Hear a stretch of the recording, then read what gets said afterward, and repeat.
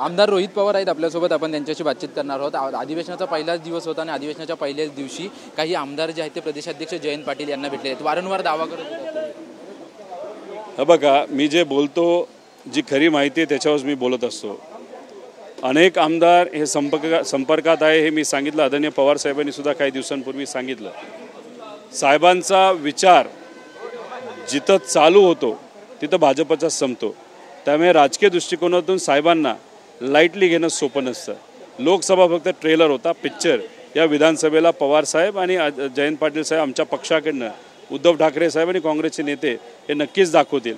त्यामुळे कुठल्या आमदाराला घ्यायचा हा फक्त प्रश्न जे पवार साहेब सोडू शकतात, पण अनेक आमदार हे आदरणीय पवार साहेब आणि जयंत पाटील साहेबांच्या संपर्कात आहे, हे मी या ठिकाणी आपल्या सगळ्यांना सांगतो। तुम्ही असं देखील म्हटलं होतात की आर्थिक मदत जी आहे ते अर्थसंकल्पीय अधिवेशन झाल्यानंतर काही आमदार जे आहे ते आर्थिक मदत घेतील आणि त्यानंतर आमच्याकडे येतील, असं म्हटलं होतं। काय उद्या अर्थसंकल्प सादर होणार आहे, आज या आमदारांनी भेट घेतली, मग कसं पाहायचं याकडे? बजेट बुक जे आहे ते प्रिंट झालेलं आहे, ते बुक बदलता येत नाही। त्यामुळे त्यांच्यातल्या काही लोकांना निधी मिळाला असेल, नाही तर निधी मिळाला नसेल। निधी मिळाला असेल, आता परत काय करू शकत नाही म्हणून ते भेटले असतील, निधी मिळाला नसेल म्हणून सुद्धा भेटले असतील।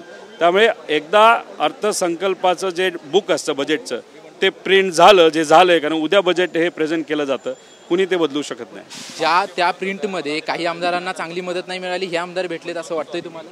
कोण भेटलं हे मला माहीत नाही, भेटलं का नाही हे सुद्धा मला माहीत नाही। पण तुम्ही जे सांगत आहात, आता कोण भेटलं याचा अभ्यास करून बजेटमध्ये त्यांना किती आर्थिक तरतूद झाली हे आपल्याला बघावं लागेल। तुम्ही वारंवार दावे करत होतात की काही आमदार संपर्कात आहेत, काही नेते संपर्कात आहेत। लोकसभेचा निकाल लागला त्यावेळेस तुम्ही तर आकडा थेट सांगितला होता, त्याची सुरुवात खरं तर आता झाली म्हणायची। आकडा मी थेट त्यावेळेस नव्हता सांगितलं, मी आधीपासून 18 ते 19 आमदारांचा आकडा सांगत आलेलो आहे आणि मी भाजपमध्ये जाणाऱ्या आमदारांचा सुद्धा आकडा सांगितला होता। 12 आमदार हे भाजपमध्ये जाऊ शकतात अजितदादांचे। राहुल कोल यांच्या पदाधिकाऱ्यांकडून नाराजी व्यक्त करण्यात आलेली आहे, अजित पवारांना आपल्यासोबत घेतल्यामुळे त्यांची नाराजी व्यक्त करण्यात आलेली आहे। तुम्ही वारंवार आपण पाहायला गेलं तर वारंवार जे आहे ते भाजपचे पदाधिकारी अजितदादांवरती खापर फोडताना पाहायला मिळते। नेते प्रत्यक्ष अप्रत्यक्षपणे दादांना कसं अडचणीत आणता येईल याचा प्रयत्न त्या ठिकाणी करत आहेत। दादांबद्दल कुठलाही छोटा एखादा कार्यकर्ता कधी बोलत नव्हता, कारण का दादांचा एक वेगळा दरारा असायचा। पण दरारा कधी होता, जेव्हा ते साहेबांबरोबर होते, विचाराबरोबर होते। भाजपबरोबर गेल्यानंतर भाजप विचारच असा आहे की ते लोकनेत्याला संपवतं आणि आज दादांची ताकद मोठ्या प्रमाणात कमी केलेली आपण बघू शकतो। आणि दुर्दैव असं की भाजपचे छोटे कार्यकर्ते सुद्धा दादांबद्दल, ते सुद्धा दादांना वेगळं करा, भाजपबरोबर घेऊ नका, असे जर भाजपचे कार्यकर्ते सांगत असतील तर मग मला अतिशय दादांबद्दल वाईट वाटतं।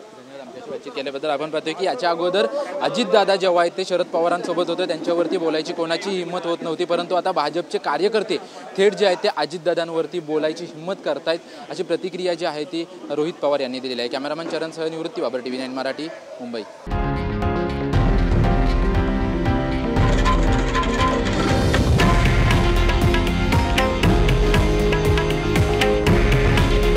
हे आहे देशातील नंबर 1 न्यूज नेटवर्क आणि आपण पाहत आहात TV9 मराठी।